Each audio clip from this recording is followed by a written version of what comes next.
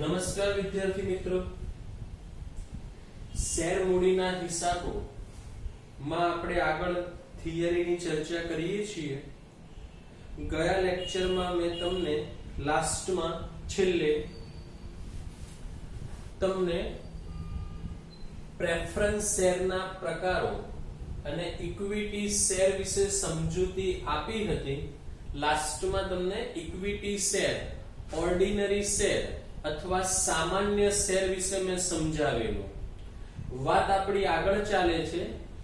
मुद्दानुं नाम छे मूडी अनामत। आम तो दोस्तों मूडी अनामतनी व्याख्या तमे 11मा धोरणमां अनामत अने जोगवाईना चेप्टरमां भणेला छो, छतां बी हुं तमने फरीथी समजावुं छुं। मूडी अनामत समजता पहेला दोस्तों आपने मूडी नफो एटले शुं ए खबर होवी जोईए। मूडी नफो कोने कहेवाय? तो मूडी नफो समजता पहला पाछो महसूली नफो भी जो आपने खबर होय तो दोस्तों वधारे ख्याल आवे। तो हूँ पहला महसूली नफानी व्याख्या कहूं छुं। जे नफो धंधानी रोज बरोजनी प्रवृत्ति माथी उद्भवतो होय तेने महसूली नफो कहे छे। बीजी व्याख्यानी આવી રીતે भी बने, जे नफो मालना खरीद वेचाणनी प्रवृत्ति माथी उद्भवतो होय तेने महसूली नफो कहे छे। तो रोज बरोजनी प्रवृत्ति बोलो या मालना खरीद वेचाणनी प्रवृत्ति कहो, વાત એક જ કેમ છે? તો કે ધંધાનું કામ જ શું છે? માલની ખરીદી અને વેચાણ કરવું। તો એમાંથી જે નફો મળે એને મહેસૂલી નફો કહેવાય। આગળ દોસ્તો, તો મૂડી નફો કોને કહેવાય?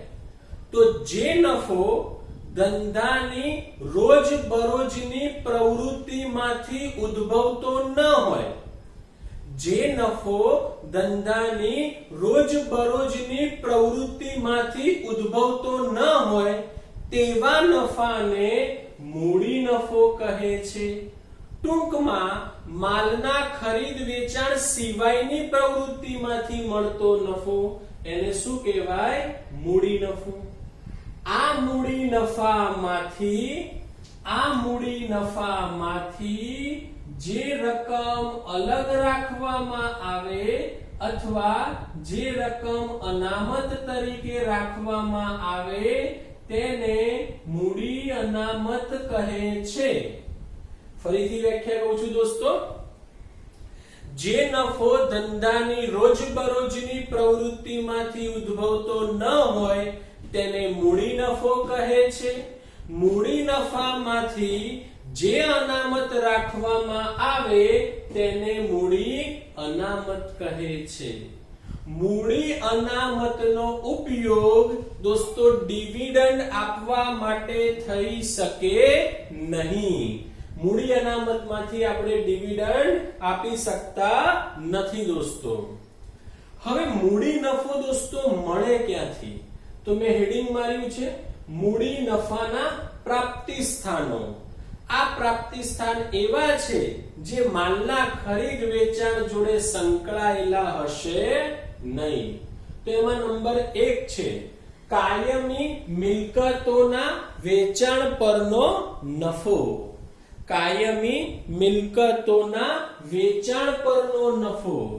तो दोस्तों आपणे कायमी मिलकतनुं वेचाण करीए અને એની ચોપડે કિંમત કરતા વધુ રકમ મળે। દાખલા તરીકે જમીન મકાન ચોપડે કિંમત 5 લાખ છે, એને આપણે વેચ્યા, આપણને 8 લાખ મળ્યા। તો જે આ 3 લાખ વધારે મળ્યા એને મૂડી નફો કહેવાય અને એને મૂડી અનામતમાં લઈ જવાય। નંબર 2 कायमी मिलकतोना पुनः मूल्यांकनथी उद्भवतो नफो। હવે દોસ્તો પુનઃ મૂલ્યાંકન શબ્દ સમજી લો। પહેલા પુનઃ મૂલ્યાંકન એટલે શું? તો કાયમી મિલકતો તેની વર્તમાન એટલે કે આજની કિંમતે દર્શાવવી એને કહેવાય પુનઃ મૂલ્યાંકન. મિલકતોને તેની વર્તમાન મૂલ્યએ વર્તમાન કિંમતે દર્શાવવી તેને કહેવાય પુનઃ મૂલ્યાંકન. તો દોસ્તો આપણે કાયમી મિલકતોનું પુનઃ મૂલ્યાંકન કરીએ અને જો કોઈ મિલકતની કિંમત વધે તો એ વધતી જે કિંમત છે એને કહેવાય પુનઃ મૂલ્યાંકનથી ઉદ્ભવતો નફો. દાખલા તરીકે આપણે દોસ્તો રોકાણો ચોપડે કિંમત 1 લાખ હતી, હવે એનું પુનઃ મૂલ્યાંકન કર્યું અને એની કિંમત 1.5 લાખ થઈ, તો જે આ 50,000 વધ્યા એને કહેવાય પુનઃ મૂલ્યાંકનથી ઉદ્ભવતો નફો. બીજા શબ્દોમાં એને મૂડી નફો કહેવાય અને એમાં એને મૂડી અનામત ખાતે લઈ જવામાં આવે છે દોસ્તો. નંબર 3, કંપનીની સ્થાપના પહેલાનો નફો. દોસ્તો આપણે કંપનીની સ્થાપના કરવા માટે અરજી કરી હોય રજિસ્ટ્રાર સમક્ષ, પણ આપણે આજે અરજી કરીએ અને આજે જ મંજૂરી મળે એવું હોય નહીં. તો આપણે જ્યારે અરજી કરી છે ત્યારે બી આપણી તો ધંધો ચાલુ જ છે. હવે આપણી જ્યારે રજીસ્ટ્રેશન થઈ જાય કંપનીનું, માનો 3 મહિના પછી, તો આ 3 મહિના દરમિયાન પેઢી અથવા કંપનીનો બિઝનેસ ચાલ્યો હશે, કંપની કંઈક કમાઈ હશે, તો આજે 3 મહિનામાં જે કમાયા ને એને કહેવાય સ્થાપના પહેલાનો નફો. કારણ કે કંપનીની સ્થાપના ચોપડે 3 મહિના બાદ થઈ, તો આ 3 મહિના જે પેઢીનો બિઝનેસ ચાલ્યો એનો જે નફો છે એને પણ કહેવાય દોસ્તો મૂડી નફો, અથવા એને કહેવાય કંપનીની સ્થાપના પહેલાનો નફો, અને તેને મૂડી અનામત ખાતે લઈ જવામાં આવે છે. નંબર 4 આવ્યા દોસ્તો, શેર કે ડિબેન્ચર બહાર પાડતા મળેલ પ્રીમિયમની રકમ. પ્રીમિયમની રકમ દોસ્તો આપણે અગાઉ દાખલામાં ભણવાના છીએ, હાલ કદાચ તમને ખબર ન પડે, હું ટ્રાય કરું છું સમજાવવાનો. શેર કે ડિબેન્ચર બહાર પાડતા મળેલ પ્રીમિયમની રકમ. દોસ્તો શેર કે ડિબેન્ચર તેની મૂળ કિંમત કરતા વધારે કિંમતે બહાર પાડવામાં આવે તો આ વધારાની કિંમતને પ્રીમિયમની રકમ કહે છે. દાખલા તરીકે કંપનીની મૂળ કિંમત 10 રૂપિયા છે, કંપની પોતાનો શેર 15 રૂપિયામાં બહાર પાડે છે, તો એને મૂળ કિંમત કરતા એક શેર ઉપર કેટલા વધારે લીધા? 5. તો આ 5 રૂપિયાને પ્રીમિયમ કહેવાય, પણ એક શેરનું પ્રીમિયમ કહેવાય. માનો આવા કંપનીએ 10 લાખ શેર બહાર પાડ્યા હોય તો 10 લાખ ગુણ્યા 5 એટલે પ્રીમિયમ થાય 50 લાખ. તો આ 50 લાખ એ શેર ઉપર મળતું પ્રીમિયમ છે, જેને કહેવાય મૂડી નફો. આ જ રીતે ડિબેન્ચર બી આપણે પ્રીમિયમે બહાર પાડી શકીએ અને આપણને જે વધારાના રૂપિયા મળે એને કહેવાય મૂડી નફો. આગળ દોસ્તો નંબર 5, ડિબેન્ચર પરત કરતી વખતે થતો નફો. ડિબેન્ચર પાછા આપતી વખતે થતો નફો. તો દોસ્તો ડિબેન્ચર એ ધંધાનું દેવું છે, જો તમને ખ્યાલ હોય તો કંપની જ્યારે ડિબેન્ચર પરત કરવાનો સમય થાય ત્યારે ઘણીવાર માનો કે ડિબેન્ચરની મૂળ કિંમત 100 રૂપિયા હોય અને ડિબેન્ચર કંપની પરત 95 માં કરે તો એક ડિબેન્ચરે 5 ઓછા પરત આપ્યા તો આટલા રૂપિયા કંપનીને એક ડિબેન્ચરે નફો થાય. તો આવા માનો કે 1 લાખ ડિબેન્ચર હોય તો 1 લાખ ગુણ્યા 5 કરીએ તો 5 લાખ રૂપિયા આપણને ડિબેન્ચર પરત કરતા નફો થયો, એને કહેવાય મૂડી નફો. ઓકે દોસ્તો, આગળ નંબર 6, જપ્ત કરેલા શેર ફરી બહાર પાડતા થયેલ નફો.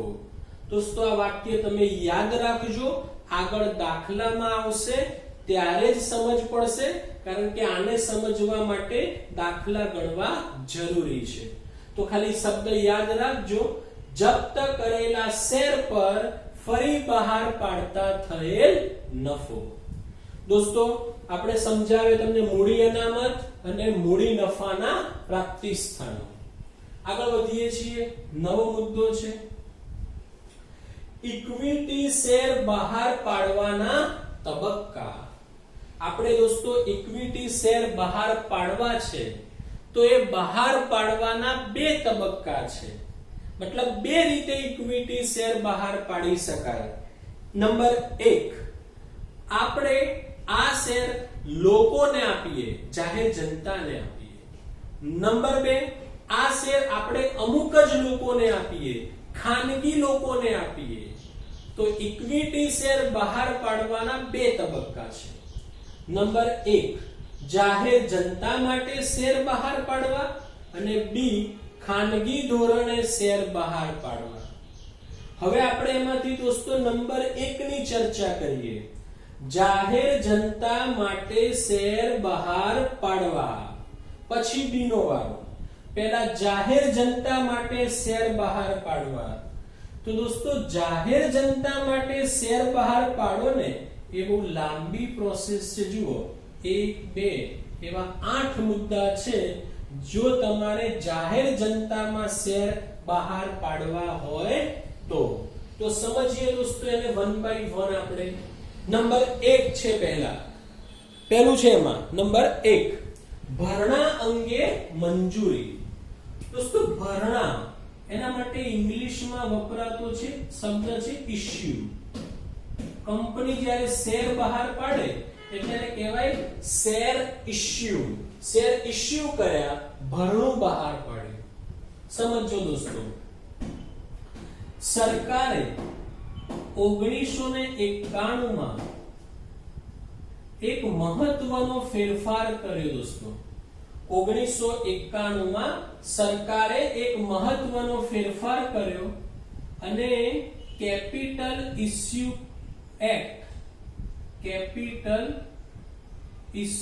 એક્ટ.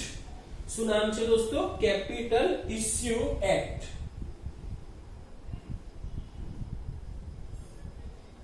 $1947 નો એક કાયદો હતો, કેપિટલ ઇશ્યુ એક્ટ 1947.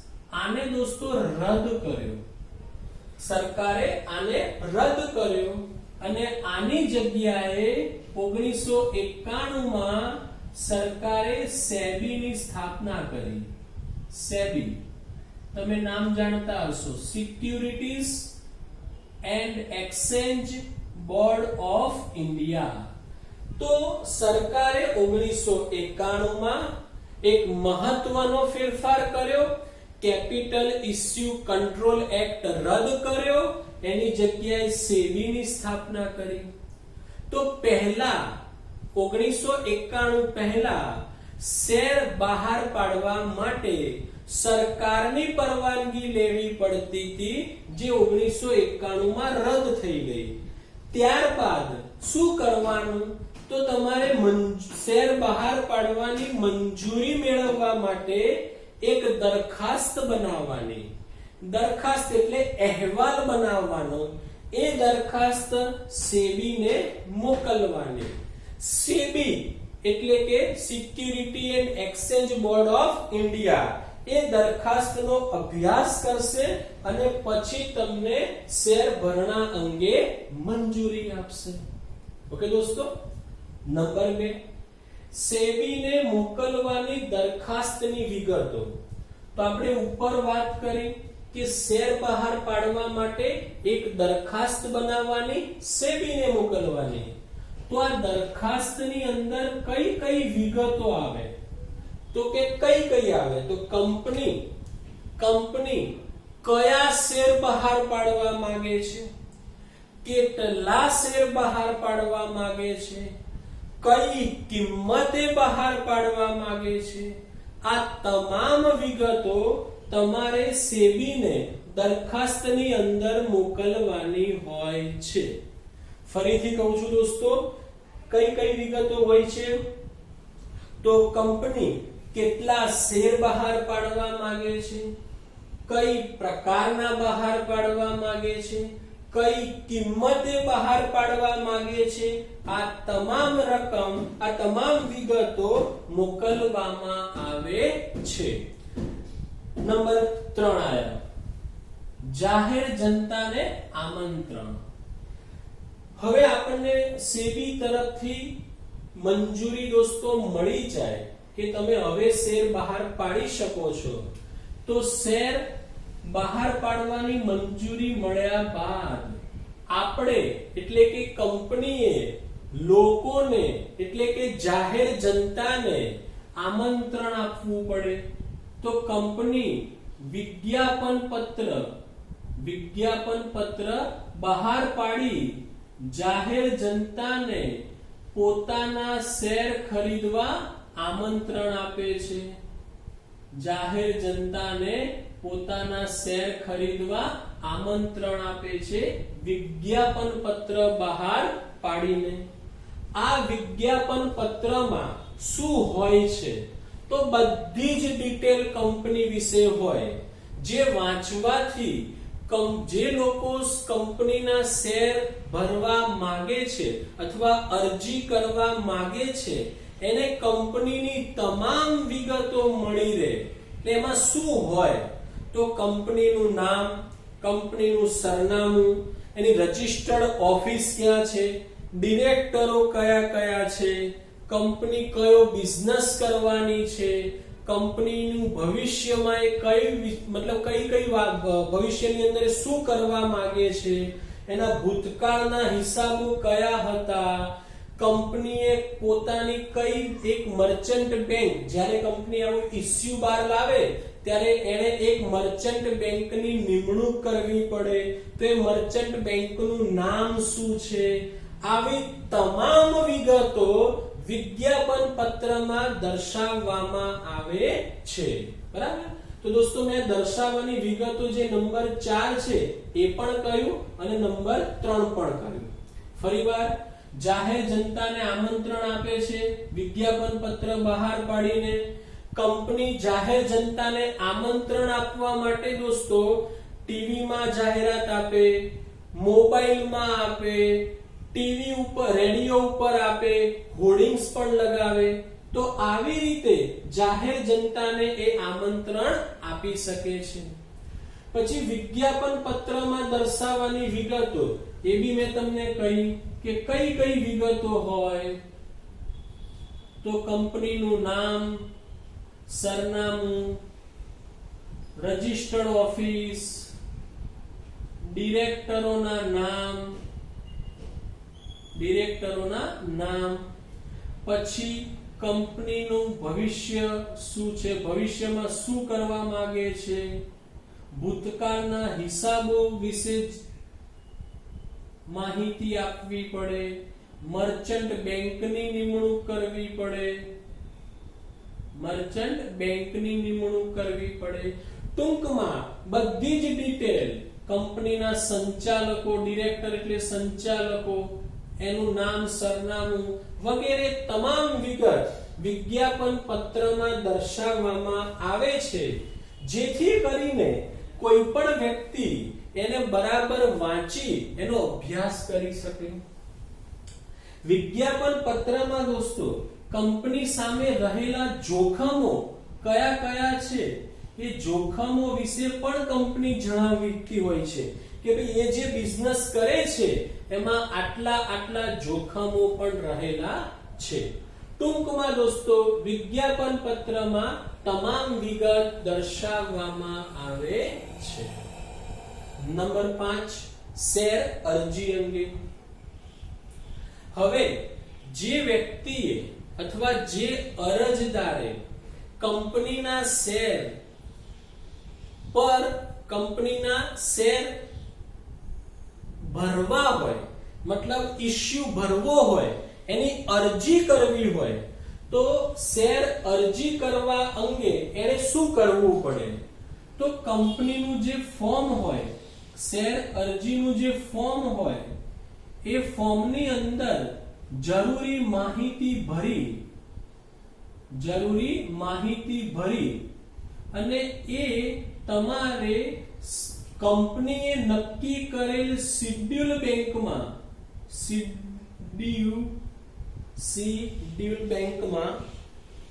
એક મિનિટ હો દોસ્તો, ઓકે, કંપનીએ નક્કી કરેલ શિડ્યુલ બેંકમાં તમારે ચેક કે ડ્રાફ્ટ સાથે આ ફોર્મ જમા કરાવવું પડે છે.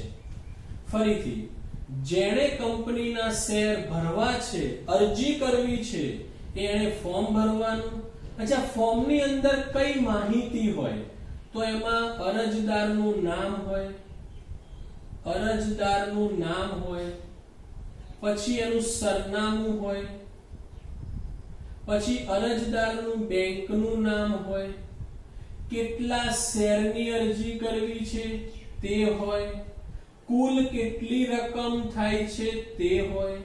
તો આવી તમામ માહિતી ભરી અને આ ફોર્મને શિડ્યુલ બેંકમાં ચેક અને ડ્રાફ્ટ સાથે જમા કરાવવામાં આવે છે. હવે આપણે આ જમા કરાવીએ એટલે આ પૈસા કંપનીના શિડ્યુલ બેંકમાં જતા રહે અને આપણી અરજી ભરાઈ ગઈ તેમ કહી શકાય.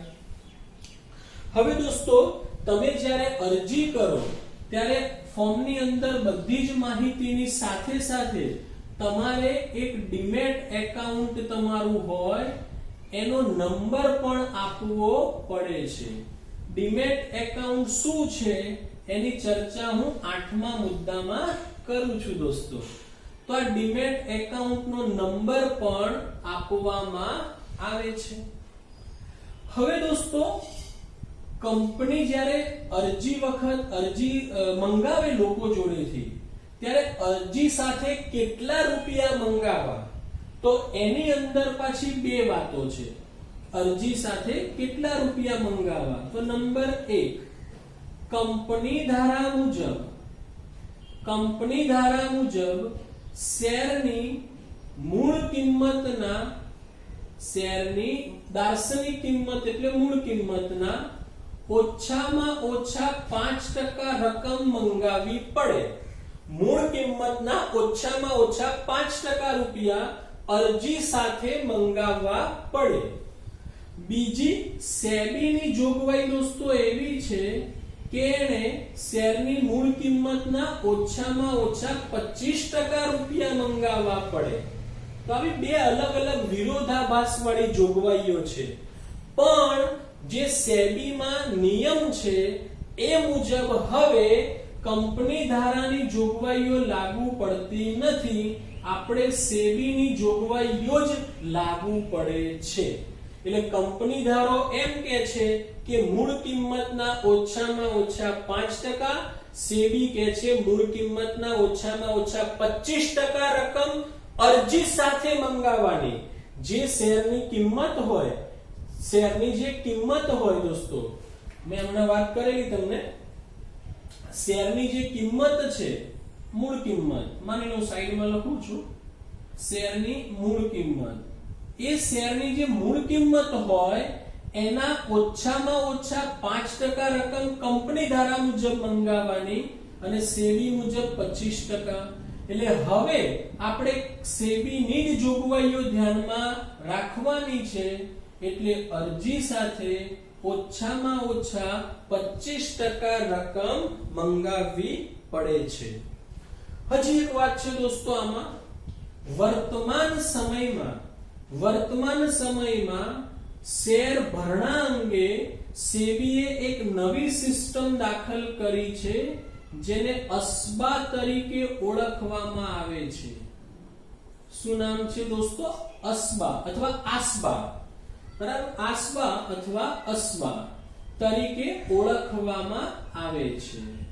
અને આ સિસ્ટમનો ઉપયોગ વર્તમાન સમયમાં બહુ જ મોટા પ્રમાણમાં શેર ભરણા અંગે કરવામાં આવે છે દોસ્તો. ઓકે, આગળ વધીએ. નંબર 6, શેર મંજૂર કરવામાં આવે.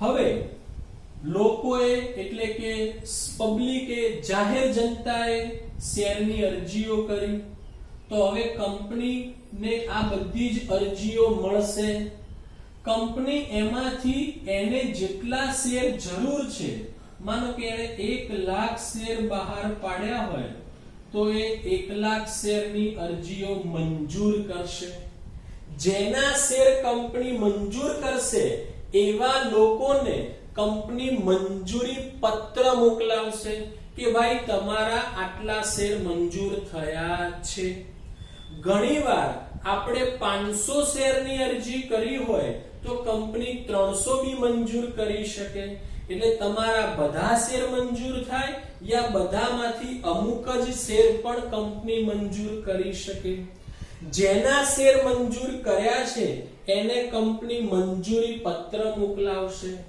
જે લોકોના શેર મંજૂર નથી થયા એને કંપની માફી પત્ર મોકલાવશે કે સોરી અમે તમને શેર આપી શક્યા નથી જેને કહેવાય છે રિગ્રેટ ઓફ લેટર માફી પત્ર કે કંપની માફી માંગે છે કે અમે તમને શેર આપી શક્યા નથી જે લોકોને શેર ન મળ્યા હોય એના રૂપિયા કંપની પરત મોકલાવે છે ચેક દ્વારા પણ વર્તમાન સમયમાં તો દોસ્તો રકમ ડાયરેક્ટ જ વ્યક્તિના ખાતામાં કંપની જમા આપી દે છે એટલે હવે ચેક આપવાની કોઈ જરૂરિયાત રહેતી નથી ઓકે દોસ્તો નંબર 7 હપ્તા દ્વારા બાકી રકમ આપણે વાત કરી ઉપર દોસ્તો કે કંપની એની જે મૂળ કિંમત હોય એ રકમ ઈચ્છે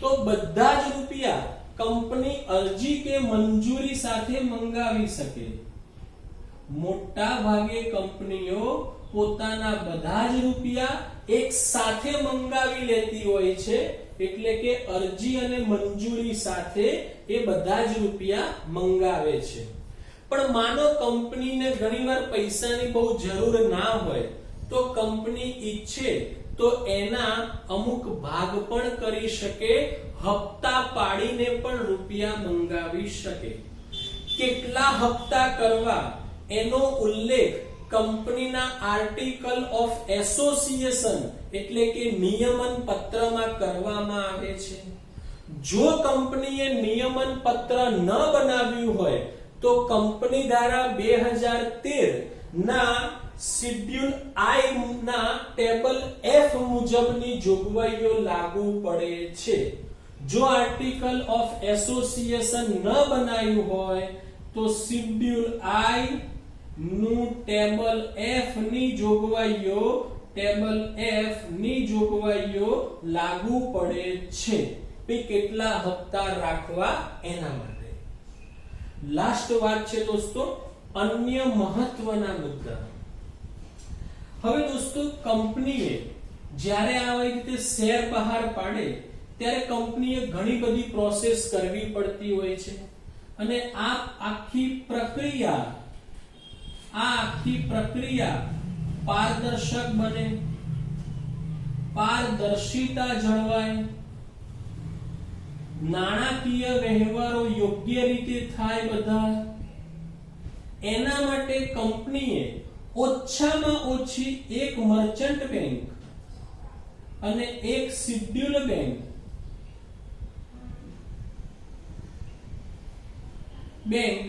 જોડે કરાર કરવો પડે છે કંપનીએ આ આખી પ્રક્રિયા પારદર્શક રહે એના માટે ઓછામાં ઓછી એક મર્ચન્ટ બેંક અને એક શેડ્યુલ બેંક જોડે કરાર કરવો પડે છે પછી દોસ્તો કંપનીએ વીજાણુ કંપનીઓ જેને આપણે કહીએ છીએ ડિપોઝિટરી કંપનીઓ આપણા ભારત દેશમાં બે છે દોસ્તો એક CDSL અને NSDL આ બેમાંથી કોઈ પણ એક કંપની જોડે પોતાના શેર ડીમેટ સ્વરૂપે ત્યાં રાખવામાં આવશે એવો એક કરાર કરવો પડે છે CDSL કે NSDL જોડે. બીજી એક વાત, શેર અરજદાર અત્યારે શેર અરજી કરે ત્યારે કમ્પલસરી એનું ડીમેટ એકાઉન્ટ હોવું જરૂરી છે. ડીમેટ એકાઉન્ટ અત્યારે જો ના હોય તો તમે અરજી કરી શકતા નથી. પહેલાના સમયમાં દોસ્તો શેર ભૌતિક સ્વરૂપે બી આપવામાં આવતા, કાગળ આપવામાં આવતું, પણ અત્યારે વર્તમાન સમયમાં શેર કંપની ડીમેટ સ્વરૂપે જ આપે છે. હવે આપણું ડીમેટ એકાઉન્ટ આપણે ક્યાં રાખી શકીએ? તો આજે બે ડિપોઝિટરી છે ને એને મંજૂર કરેલી ઘણી બધી નાણાકીય સંસ્થાઓ અને બેંકો છે. આ લોકોએ મંજૂર કરેલી કે જે લોકો ડીમેટ એકાઉન્ટ ખોલી શકે છે, તો આપણે એવી કંપનીઓ જે આ લોકોએ મંજૂર કરી હોય એવી કંપની અથવા એવી નાણાકીય સંસ્થાઓ કે બેંકો જોડે આપણે ડીમેટ એકાઉન્ટ ખોલાવી શકીએ છીએ. હવે આ ડીમેટ એકાઉન્ટ શું છે? તો જેવું દોસ્તો આપણું બેંકમાં એકાઉન્ટ હોય, બચત ખાતું, ચાલુ ખાતું, તો ડીમેટ એકાઉન્ટ પણ એવું જ છે. જેમ દોસ્તો બેંકમાં આપણું ખાતું હોય તો આપણે રૂપિયા ભરી શકીએ, રૂપિયા ઉપાડી શકીએ. ડીમેટમાં બી એવું જ હોય, પણ દોસ્તો ત્યાં શેરની આપ-લે થાય. તમે શેર ખરીદો એટલે આપણા ડીમેટ એકાઉન્ટમાં આવી જાય. આપણે શેર વેચીએ એટલે આપણા ડીમેટ એકાઉન્ટમાંથી જતા રહે. તો ડીમેટ એકાઉન્ટ હોવું ફરજિયાત છે. અને આ ડીમેટ એકાઉન્ટ તમે આ કંપનીઓ CDSL અને NSDL એ મંજૂર કરેલ નાણાકીય સંસ્થાઓ અને બેંકો એમના ત્યાં ખોલાવી શકો છો. અને કંપનીએ આ બેમાંથી કોઈ પણ એક જોડે કરાર કરવો જરૂરી છે. ઓકે દોસ્તો, તો બહુ લાંબી વાત છે. ઓકે, લખીને યાદ રાખશો. બી, ખાનગી ધોરણે શેર બહાર પાડવા. આપણે દોસ્તો પહેલો મુદ્દો જે ભણ્યા શેર બહાર પાડવાનો એ હતો જાહેર જનતા માટે શેર બહાર પાડવા. હવે જાહેર જનતામાં આપણે શેર બહાર પાડવાને એ દોસ્તો બહુ લાંબી પ્રોસેસ છે અને બહુ જ વધારે સમય બી તમારો જતો હોય છે. તો ઘણીવાર કંપનીના સંચાલકો એ લોકો જાહેર જનતામાં પોતાના શેર આપવાની જગ્યાએ અમુક જ ખાનગી લોકો પાસેથી રૂપિયા મેળવી અને એમને શેર આપતા હોય છે. તો આને